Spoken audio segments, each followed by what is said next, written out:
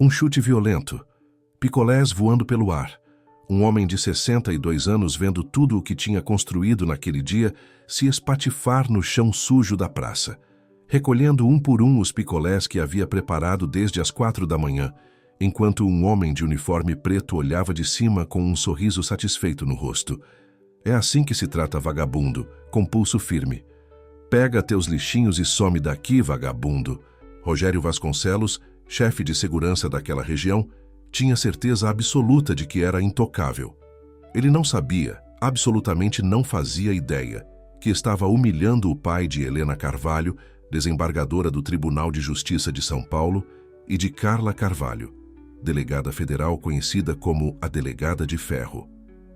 E quando um vídeo daquela humilhação chegou nas mãos dessas duas mulheres, tudo mudou. O caçador virou caça. O poderoso virou presa. E a vingança que veio depois foi tão perfeitamente calculada, tão devastadora, que até hoje as pessoas daquela cidade falam sobre o dia em que um simples vendedor de picolés colocou um tirano de joelhos. Fica até o final, porque você não vai acreditar no que aconteceu. E se inscreve agora no canal, porque histórias assim são raras, e essa aqui é real. Manuel tinha uma rotina. Todos os dias, desde que perdeu o emprego na construção civil aos 58 anos, ele acordava às 4 da manhã para preparar seus picolés. Não eram picolés comuns, eram receitas que sua falecida esposa, Dona Maria, havia criado décadas atrás, com frutas frescas e ingredientes naturais. Cada picolé era feito com amor, com memória, com a tentativa desesperada de manter viva não apenas sua subsistência, mas também a lembrança da mulher que amou por 40 anos. A praça onde ele vendia ficava em frente ao Fórum da cidade, um prédio imponente de arquitetura clássica, com colunas gregas e uma escadaria de mármore que parecia separar dois mundos distintos.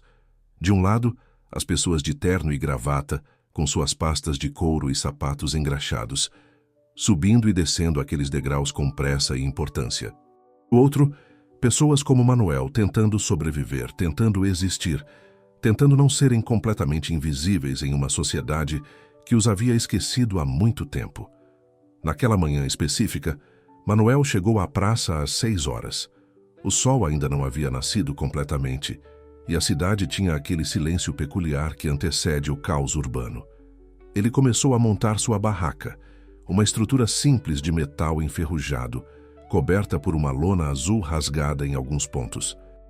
Colocou os isopores com cuidado, organizou os picolés por sabor, ajustou a pequena placa feita à mão que dizia "Picolés da Dona Maria, R$3."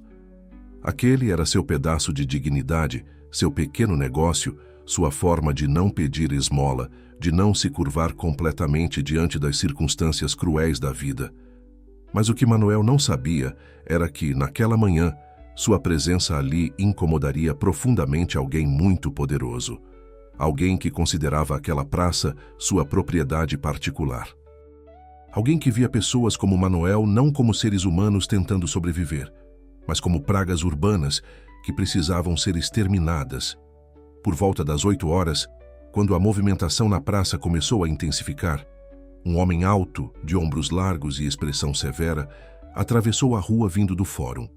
Seu nome era Rogério Vasconcelos e ele era o chefe da segurança privada contratada pela prefeitura para organizar aquela região. Rogério tinha 50 anos, um histórico militar que ele adorava exibir e uma posição de poder que havia subido a cabeça há muito tempo. Ele usava um uniforme preto impecável, óculos escuros mesmo sob o sol tímido da manhã e carregava um rádio comunicador preso ao cinto, como se fosse uma extensão de sua autoridade. Rogério parou a alguns metros da barraca de Manuel, cruzou os braços musculosos e observou a cena com um misto de desdém e irritação. Para ele, vendedores ambulantes eram um problema estético, uma mancha na paisagem urbana que ele havia sido contratado para limpar, e Manuel, com sua barraca humilde e sua presença discreta, representava exatamente o tipo de coisa que Rogério mais desprezava. Com passos firmes e deliberados, Rogério se aproximou da barraca. Manuel estava agachado, ajeitando uns picolés que haviam escorregado dentro do isopor, quando sentiu a sombra do homem grande bloqueando o sol. Levantou os olhos e viu Rogério ali, imponente, intimidador, com aquela expressão que não precisava de palavras para comunicar desprezo. "Bom dia, senhor", disse Manuel com a voz tranquila, aquela tranquilidade de quem já passou por tanta coisa na vida que pequenos conflitos não o abalavam mais. Ou pelo menos era o que ele tentava demonstrar. Rogério não respondeu ao cumprimento. Em vez disso, apontou para a barraca com um gesto brusco e disse, com voz alta o suficiente para que várias pessoas ao redor ouvissem: "Você sabe que não pode ficar aqui, né, velho? Isso aqui é área proibida para comércio irregular. Você está infringindo a lei." Manuel respirou fundo. Ele conhecia aquela conversa. Já havia enfrentado fiscais, seguranças, policiais. Mas sempre com educação, sempre tentando explicar, sempre tentando encontrar um meio termo. "Senhor, eu tenho autorização da prefeitura. Tenho meu alvará temporário, posso mostrar se o senhor quiser ver." "Alvará?" Rogério deu uma risada seca, sem humor. "Alvará para vender porcaria na frente do fórum? Deixa eu ver isso." Manuel, com as mãos trêmulas, não de medo, mas da artrite que o acompanhava há anos, enfiou a mão no bolso da calça e tirou um papel dobrado várias vezes, já amarelado pelo tempo e pelo uso. Era um documento emitido pela prefeitura 3 meses atrás, permitindo que vendedores ambulantes ocupassem determinados pontos da praça aos finais de semana. Ele estendeu o papel para Rogério, que o pegou com 2 dedos, como se estivesse tocando algo contaminado. Rogério fingiu ler o documento por alguns segundos, seus olhos percorrendo as linhas sem realmente prestar atenção. Então, de forma totalmente inesperada, ele amassou o papel na mão e o jogou no chão, aos pés de Manuel. "Esse papel não vale nada. Você vai tirar essa barraca daqui agora ou eu vou tirar por você." Um silêncio constrangido tomou conta daquela parte da praça. Algumas pessoas pararam para observar, curiosas ou chocadas, mas ninguém se atreveu a intervir. A diferença de poder era óbvia demais. De um lado, um homem velho, frágil, vulnerável. Do outro, uma figura de autoridade, musculosa, armada com toda a violência implícita que seu uniforme e sua posição representavam. Manuel se abaixou devagar, pegou o papel amassado do chão, alisou-o com cuidado, quase com ternura, e o guardou de volta no bolso. Quando falou, sua voz estava calma, mas havia nela uma firmeza que surpreendeu até mesmo Rogério. "Senhor, eu não estou fazendo nada de errado. Estou apenas tentando ganhar meu sustento de forma honesta. Não estou incomodando ninguém. Por favor, me deixe trabalhar." A calma de Manuel pareceu irritar Rogério ainda mais. Era como se aquele velho estivesse desafiando sua autoridade simplesmente por não se curvar imediatamente. "Você está me desrespeitando. Você está me desafiando. Sabe com quem você está falando? Eu sou o comandante de segurança dessa região. Quando eu falo, você obedece. Simples assim. Eu respeito o senhor e respeito sua função", respondeu Manuel, ainda calmo, mas com os olhos começando a brilhar com algo que não era medo, mas uma mistura de cansaço e tristeza. "Mas eu também tenho direitos. Eu não estou cometendo crime nenhum. Só quero vender meus picolés." Foi nesse momento que Rogério perdeu completamente a compostura. Ele deu 2 passos à frente, invadindo o espaço pessoal de Manuel, ficando tão perto que o velho conseguia sentir o cheiro forte de café e cigarro em seu hálito. "Direitos? Você acha que tem direitos? Você é um mendigo vendendo geladinho na rua. Você não passa de um estorvo, um lixo urbano que faz essa praça parecer uma favela." As palavras saíram como cuspe, cheias de veneno e desprezo. Ao redor, as pessoas que observavam a cena começaram a murmurar. Alguns tiraram os celulares gravando discretamente. Outros desviaram o olhar, incomodados com a violência daquela humilhação pública, mas incapazes ou com medo de intervir. Manuel sentiu algo se partir dentro dele. Não era a primeira vez que era tratado com desprezo. Nos últimos 4 anos, desde que começou a vender picolés nas ruas, ele havia enfrentado olhares de pena, palavras ríspidas, ordens brutais. Mas nunca ninguém o havia chamado de lixo. Aquela palavra, lixo, ecoou em sua mente como um soco, pesada, cruel, desumana.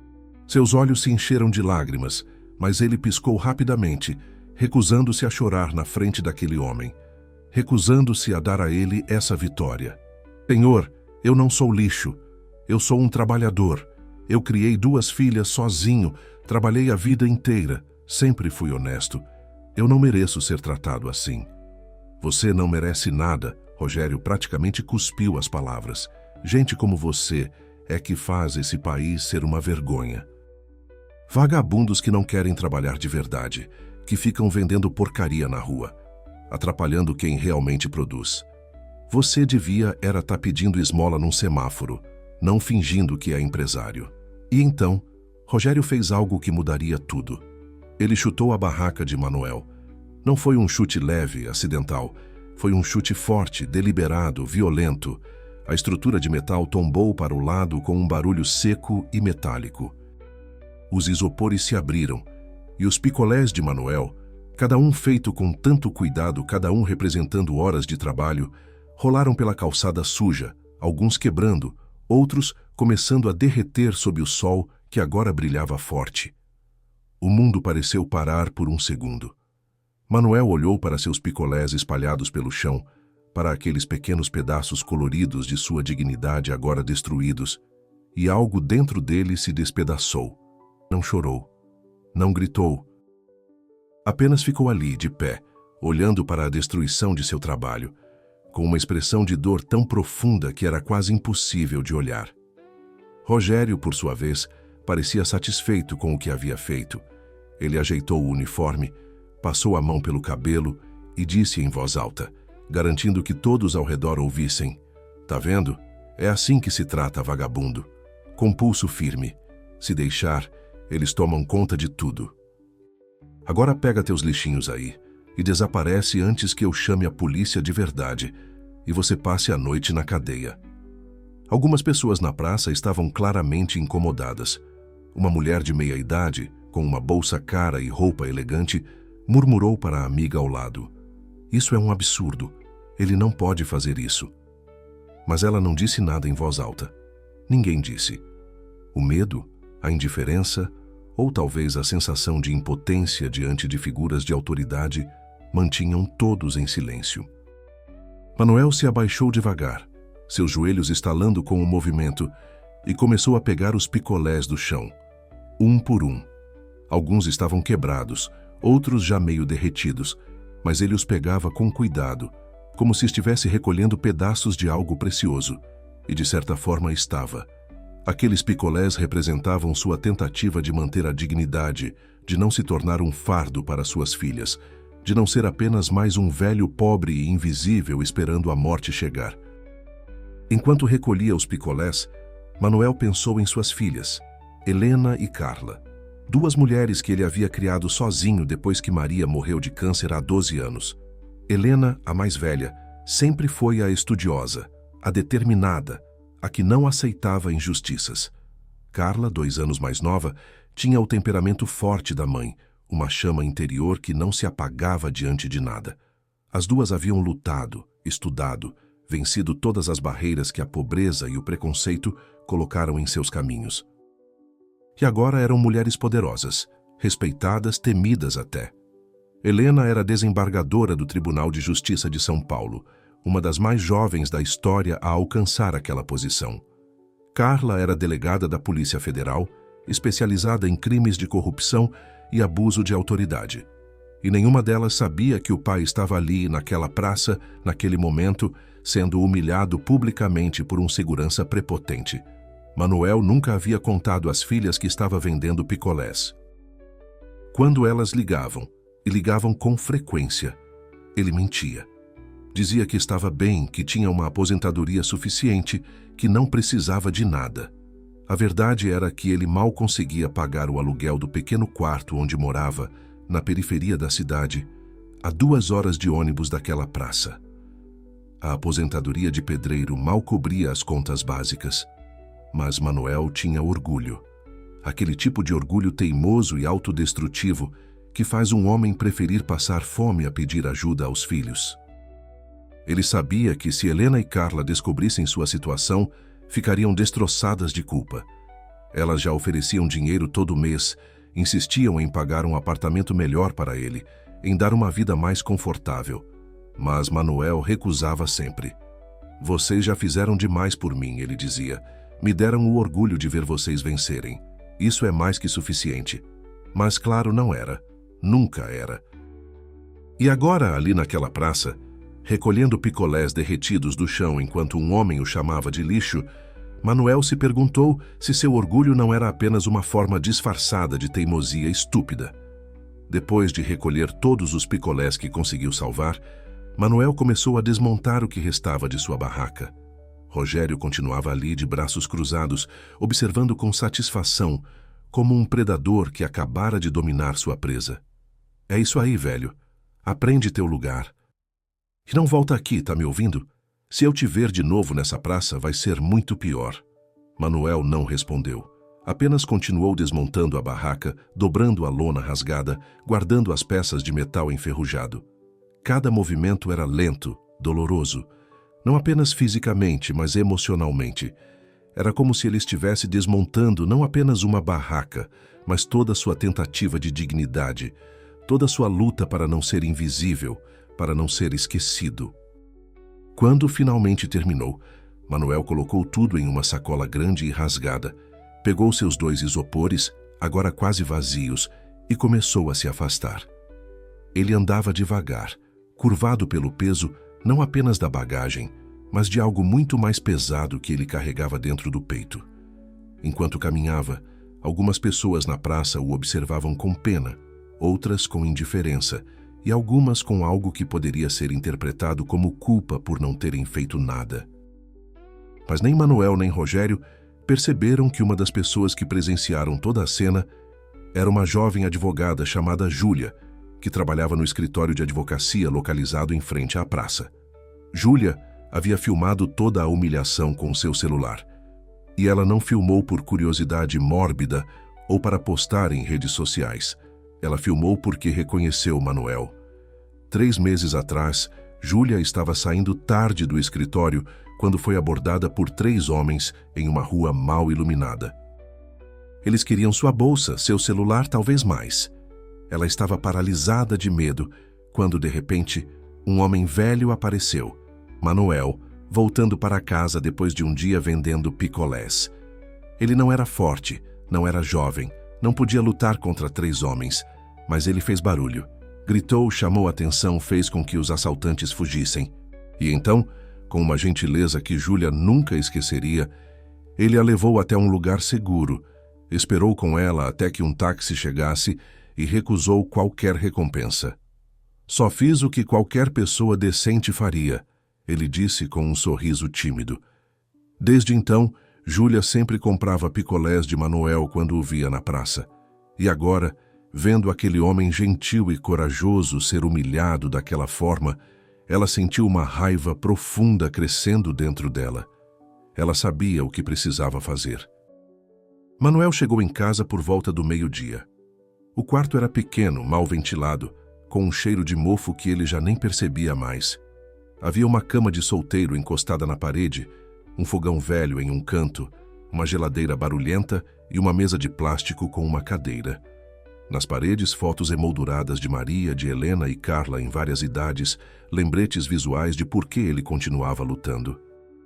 Ele colocou a sacola no chão, sentou-se na cama e, pela primeira vez em muitos anos, Manuel chorou. Chorou não apenas pela humilhação daquele dia, mas por tudo.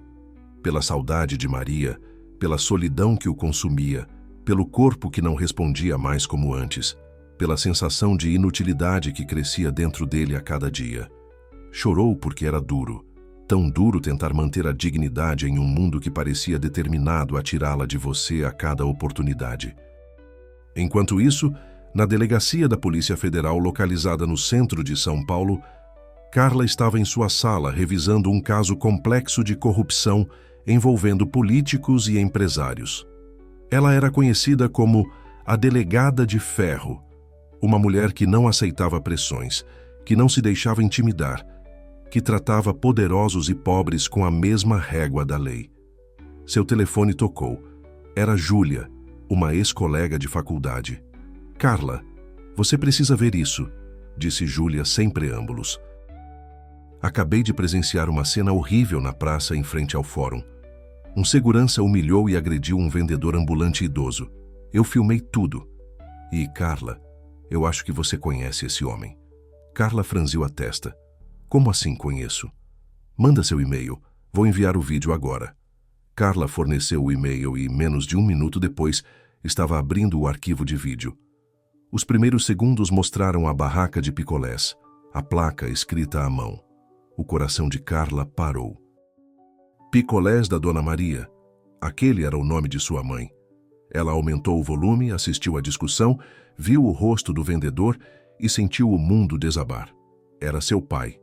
Seu pai, que ela achava estar vivendo tranquilamente com a aposentadoria, estava vendendo picolés em uma praça. E estava sendo tratado como lixo, humilhado, agredido. Carla assistiu ao vídeo inteiro, suas mãos tremendo, lágrimas escorrendo por seu rosto. Quando terminou, ela não perdeu tempo. Pegou o telefone e ligou para Helena. Helena, você está ocupada? Nunca ocupada demais para você, maninha. O que foi?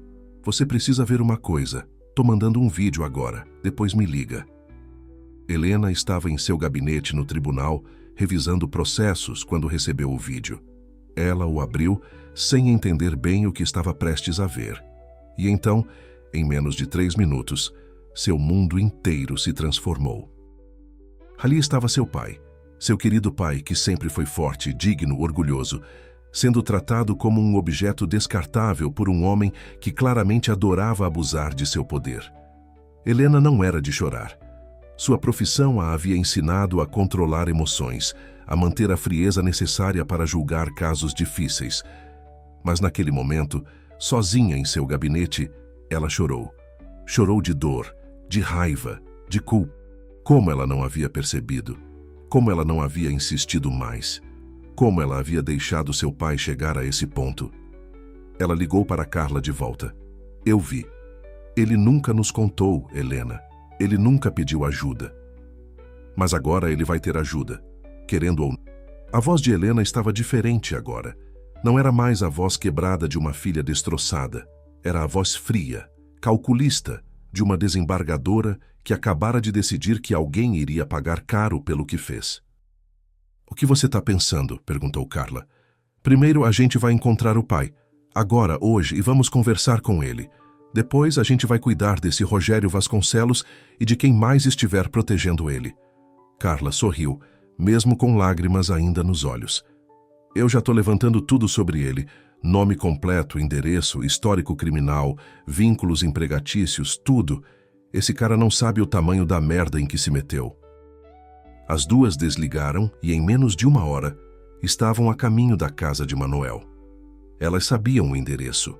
Ele nunca havia conseguido esconder isso completamente, embora tentasse minimizar a situação sempre que elas sugeriam visitar. Quando chegaram ao bairro, o choque foi imediato. Aquele não era apenas um lugar humilde. Era um lugar esquecido, onde o Estado parecia não existir, onde as pessoas sobreviviam mais do que viviam. Helena e Carla subiram as escadas estreitas e gastas do prédio onde Manuel morava. Quando bateram na porta, ouviram passos lentos.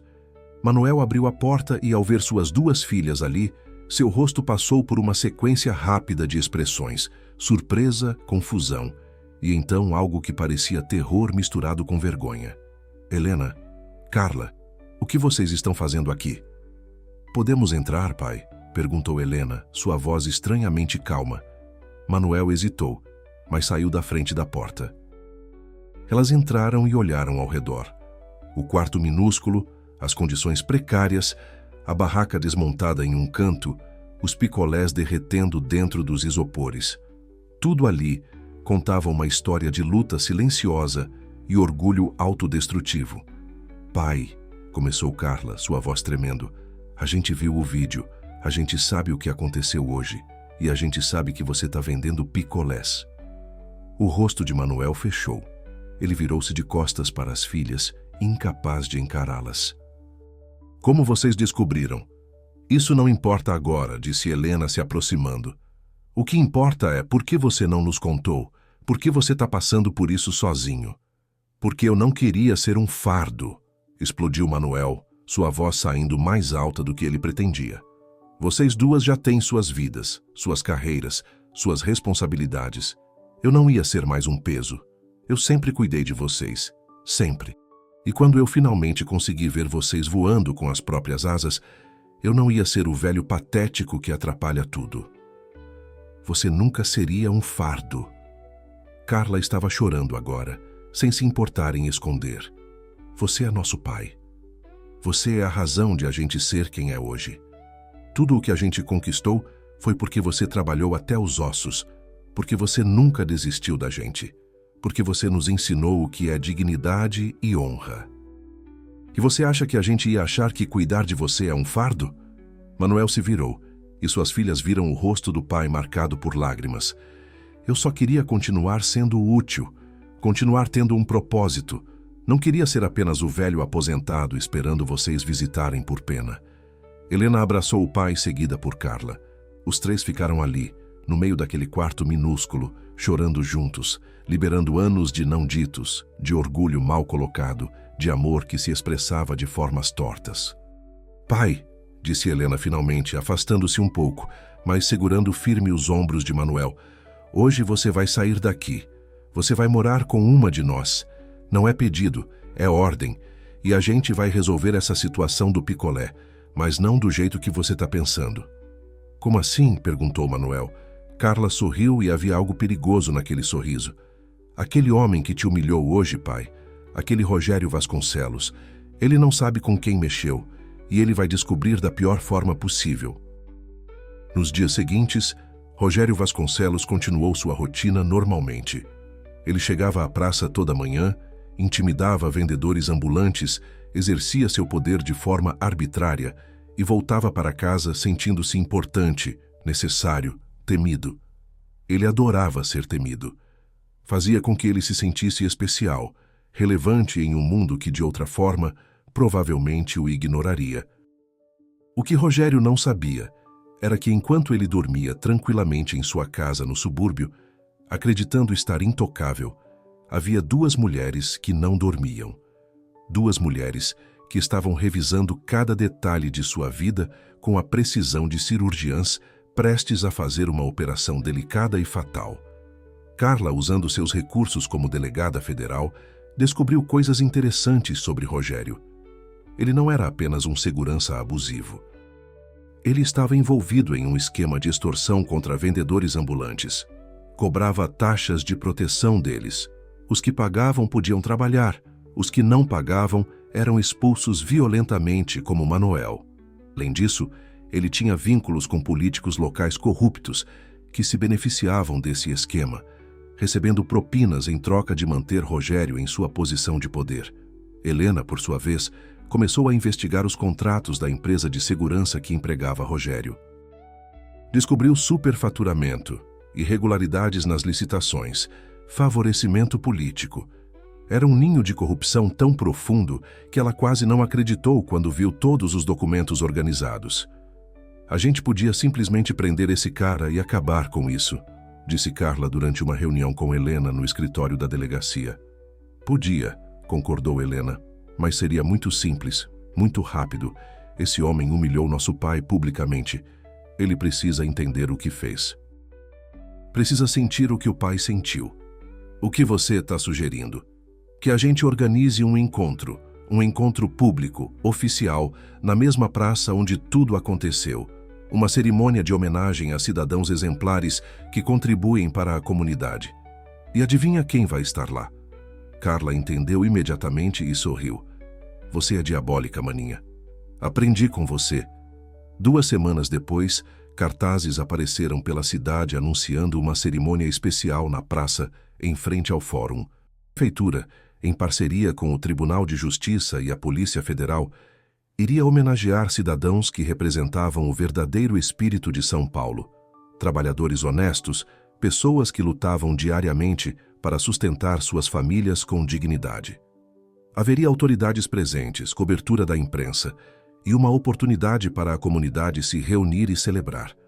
Rogério, como chefe de segurança da área, foi naturalmente convocado para estar presente, garantindo a ordem durante o evento.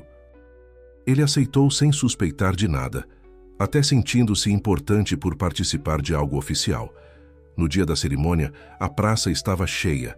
Havia um pequeno palanque montado, cadeiras para autoridades, bandeiras do Brasil e de São Paulo tremulando ao vento.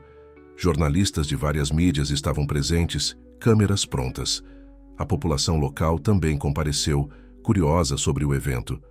Rogério estava lá, em seu uniforme impecável, organizando o perímetro de segurança, sentindo-se poderoso como sempre. Ele viu algumas figuras importantes chegando: o prefeito, alguns vereadores, juízes. E então viu duas mulheres subindo no palanque e algo nelas chamou sua atenção. Havia uma autoridade natural naquelas mulheres, uma presença que fazia as pessoas ao redor automaticamente abrirem espaço. A cerimônia começou. O prefeito fez um discurso genérico sobre a importância dos trabalhadores e da dignidade do trabalho. Alguns vereadores falaram sobre iniciativas sociais. Então, uma das mulheres que Rogério havia notado se aproximou do microfone. Ela se apresentou como desembargadora Helena Carvalho. "Estamos aqui hoje", começou Helena, sua voz firme e clara, "para reconhecer pessoas que, apesar de todas as dificuldades, mantêm sua dignidade, sua honestidade e seu compromisso com o trabalho honesto. Pessoas que não pedem favores, não aceitam esmolas, mas lutam todos os dias para sustentar suas famílias." Ela fez uma pausa, seus olhos varrendo a multidão. "Mas antes de homenagear essas pessoas, preciso contar uma história. Uma história sobre meu pai." Rogério estava prestando atenção agora, uma sensação estranha começando a formar em seu estômago. Helena continuou: "Meu pai é um homem de 62 anos. Ele me criou sozinho junto com minha irmã, depois que nossa mãe morreu. Ele trabalhou como pedreiro a vida inteira, quebrou as costas no sol, suou cada gota de suor para garantir que não faltasse nada para nós. E quando envelheceu demais para continuar na construção civil, quando sua aposentadoria mal cobria as contas, ele não pediu ajuda. Ele não quis ser um fardo. Então, ele começou a vender picolés artesanais em uma praça. Picolés feitos com receitas da minha mãe, cada um preparado com amor e cuidado. Rogério sentiu o sangue drenar de seu rosto. Não podia ser, não era possível. Mas há 2 semanas, a voz de Helena ficou mais dura. Meu pai foi brutalmente humilhado nesta mesma praça. Um homem que se julga autoridade o chamou de lixo, de vagabundo, destruiu sua barraca, pisoteou seus picolés.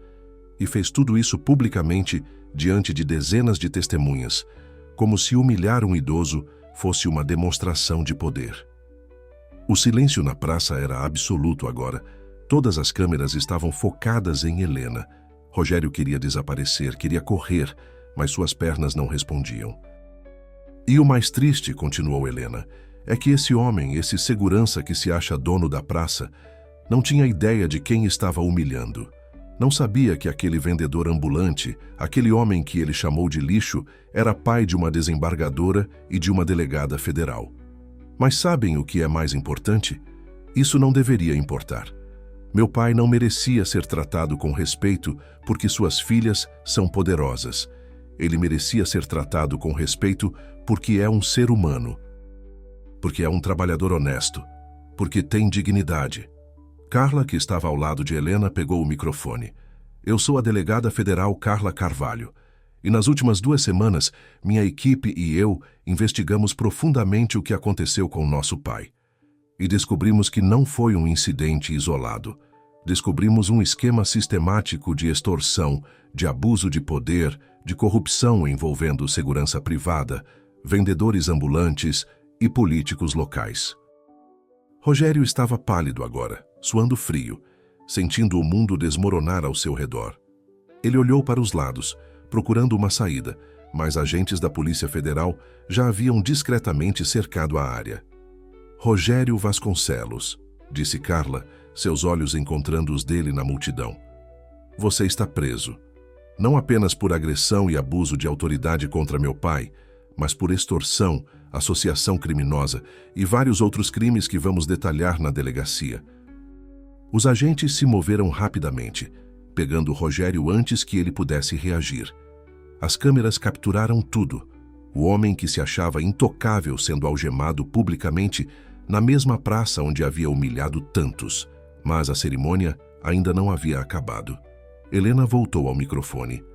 E agora eu gostaria de chamar aqui ao palanque o verdadeiro homenageado de hoje. Meu pai, Senhor Manuel Carvalho.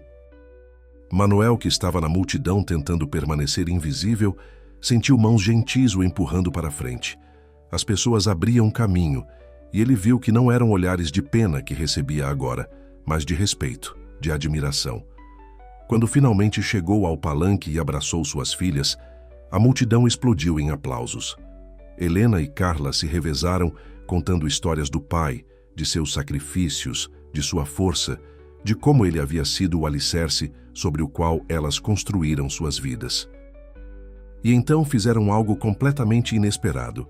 Anunciaram a criação da Fundação Manuel e Maria Carvalho, uma organização que ofereceria apoio, recursos e dignidade a trabalhadores ambulantes, garantindo que ninguém mais fosse humilhado como Manuel foi. Nos meses seguintes, muita coisa aconteceu. Rogério foi condenado a 8 anos de prisão. Vários políticos envolvidos no esquema de corrupção foram afastados de seus cargos, alguns também presos. A empresa de segurança perdeu todos os contratos com a prefeitura. E a história de Manuel se tornou nacional, um símbolo de como pessoas comuns enfrentam desafios imensos com dignidade e como o abuso de poder pode acontecer em qualquer esquina. Manuel, inicialmente relutante, aceitou finalmente a ajuda de suas filhas. Ele se mudou para uma casa confortável, mas não abandonou completamente os picolés. A fundação criou um espaço onde ele e outros vendedores poderiam produzir e vender seus produtos com dignidade, em um ambiente seguro e regulamentado. E aqueles picolés artesanais da Dona Maria se tornaram um sucesso, não por pena, mas porque eram genuinamente deliciosos. Um ano depois do incidente, Manuel estava na mesma praça, não mais como vendedor ambulante vulnerável, mas como convidado de honra em outra cerimônia. Desta vez, a praça estava sendo renomeada. Seria chamada de Praça Dignidade e Trabalho, e haveria uma placa permanente contando a história de Manuel, lembrando a todos que dignidade não é privilégio de quem tem poder, mas direito de todo ser humano. Naquele dia, enquanto olhava para suas filhas no palanque, para a multidão reunida, para a placa com seu nome, Manuel sentiu algo que não sentia há muito tempo. Não era orgulho, embora houvesse um pouco disso. Não era apenas felicidade, embora também estivesse presente. Era uma sensação profunda de validação, de que sua vida havia importado, de que suas lutas não foram em vão, de que a dignidade que ele tentou manter durante todos aqueles anos não foi uma ilusão. E quando ele pegou o microfone para falar, surpreendendo a todos, pois ninguém esperava que ele quisesse dizer algo, suas palavras foram simples, mas poderosas. Eu só queria agradecer. Não apenas às minhas filhas, não apenas a vocês que estão aqui, mas a todos os trabalhadores invisíveis deste país, que acordam todo dia e lutam para manter sua dignidade em um mundo que constantemente tenta tirá-la. Vocês não são invisíveis, vocês não são lixo, vocês são a espinha dorsal desta nação. E nunca, nunca deixem ninguém dizer o contrário. O aplauso que seguiu não foi apenas para Manuel, foi para todos os Manuéis espalhados pelo Brasil, vendendo picolés, consertando sapatos, catando recicláveis, limpando casas, construindo prédios. Todos aqueles que a sociedade tenta tornar invisíveis, mas que continuam existindo, lutando, mantendo sua dignidade contra todas as probabilidades. E quanto a Rogério, em sua cela fria e solitária, ele teve muito tempo para refletir sobre como um único momento de crueldade, um único abuso de poder, pode mudar não apenas a vida da vítima, mas também a vida do agressor. Ele havia jogado tudo fora, sua liberdade, sua reputação, seu futuro, porque não conseguiu ver a humanidade em um homem velho vendendo picolés, porque escolheu o poder sobre a compaixão, a crueldade sobre a gentileza. A história de Manuel nos lembra que nunca sabemos realmente quem está diante de nós. Mas mais importante, ela nos lembra que isso não deveria importar. Cada pessoa merece dignidade, respeito e compaixão, não por causa de quem elas conhecem ou do poder que têm, mas simplesmente porque são humanas. Se essa história te tocou de alguma forma, deixa aquele like, se inscreve no canal e compartilha com alguém que precise ouvir essa mensagem. E agora eu quero saber de você. Até onde você acha que o poder pode cegar uma pessoa? Você teria tido coragem de intervir se presenciasse uma cena como essa?